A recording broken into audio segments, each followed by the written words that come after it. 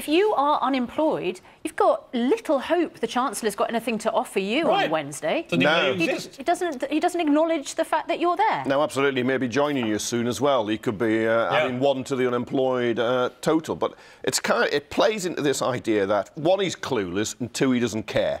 There's about another 2 million people in Britain who are underemployed, who want more hours, can't get them, temporary contracts, want a permanent job.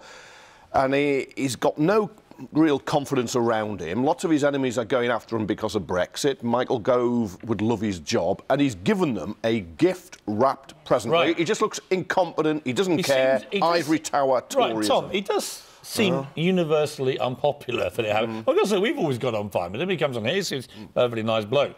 But he's lost his last friends, though, I would have thought, with that. I just think, if you're the Chancellor and it's the start of budget week, and it's a crucial budget week for Theresa May, this is one of the Hail Mary passes she's got left to try and get herself off the rack of herself being unemployed, right? And him too. Right. And then he says something so unbelievably stupid. It's good, isn't it? And the best thing is when you read it again, actually in print on a website headline, Chancellor : there are no unemployed people. And you can't really get over reading it, it's so extraordinary. What he meant to say, we should, of course, put in for context, is he was talking about how new technology creates new jobs, and all those people we were worried about who won't have jobs in the future, like typists 20 years ago, typists have all been swallowed up, by the economy, and they're a new digital job. So there are no unemployed people, comma, that we thought there might have been so-and-so years ago. Unfortunately, it came out terribly, and you simply can't be that tongue-tied and cack-handed, quite frankly, if you're the Chancellor of the Exchequer. Now, as one of the key figures at the Sun newspaper, which was, of course, staunchly Leave, how do you guys at the Sun feel this whole Brexit thing is playing out? It is playing out with no little difficulties, it has to be said.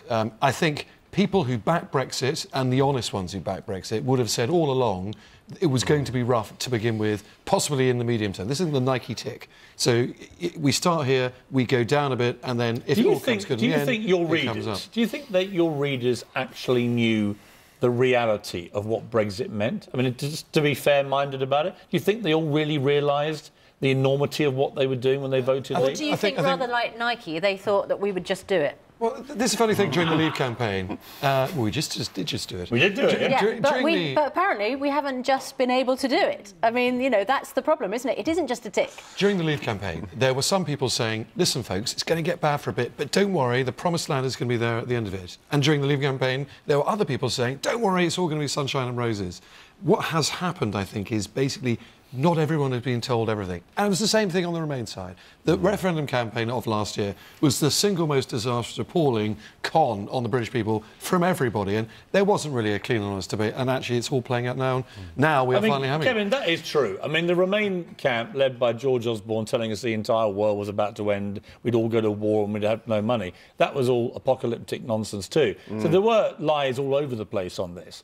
But again, with your readers, do you think when they voted Remain, they really understood, Daily Mirror readers, the complexity of this? I mean, has it caught everybody slightly on the hop that the reality of Brexit is so much more difficult than the big picture? Oh, I know when some Mirror readers voted to Remain, they did it holding their noses because they know the European Union isn't perfect, some of the institutions are very flawed, but it was better than the alternative. And they didn't believe the stories would be untold riches and we'd go to some new El Dorado or back to the empire, whatever it was. Liam Fox, the International Trade Secretary, said they'd be the easiest negotiations in history.